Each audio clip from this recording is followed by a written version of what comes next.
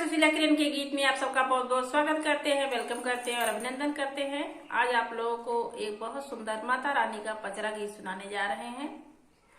आप लोग फुलवात करके जरूर सुनेगा और नवरात्रि के चौथे दिन की हार्दिक शुभकामनाएं। आप लोग को बहुत प्यारा पचरा गीत हम लोग सुनाने जा रहे हैं। आप लोग लास्ट तक जरूर बने रहिएगा और सुशीला किरण के गीत चैनल को ज़्यादा से ज़्यादा सपोर्ट कीजिएगा। बहुत पीछे है, आप लोग आगे बढ़ाइए इस चैनल को और माता जी की कृपा आप सब पर हमेशा बनी रहे। आप लोग सुनते रहें, हंसते रहें, मुस्कुराते रहें। और अगर गीत पसंद आएगा तो कमेंट करके जरूर बताइएगा कि आप लोगों को गीत कैसा लगा। आइए सुनाते हैं माता रानी का पचरा गीत। विंध्याचल पहाड़वा से चलली मायरिया हो सेवक घरवाना, हो सेवक घरवाना, ओढ़े लाल की चुनरिया हो सेवक घरवाना, ओढ़े लाल की चुनरिया हो सेवक घरवाना।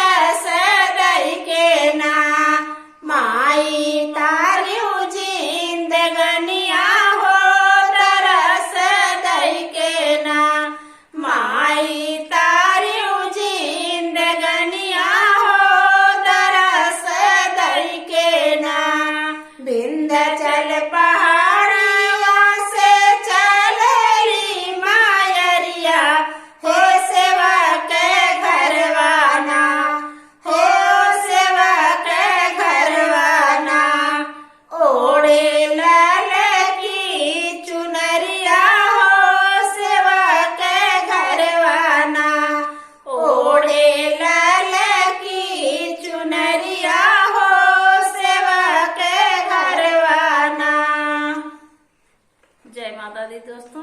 ये पचरा गीत आप लोगों को जैसा लगेगा कमेंट बॉक्स में जरूर बताना। बहुत प्यारा, बहुत अच्छा पचरा गीत है। हमारे गठरी इस समय कुछ बैठी है, आप लोग फुलवात करके जरूर सुनिएगा और सुशीला किरण के गीत चैनल को ज्यादा से ज्यादा सपोर्ट कीजिएगा। फिर मिलेंगे।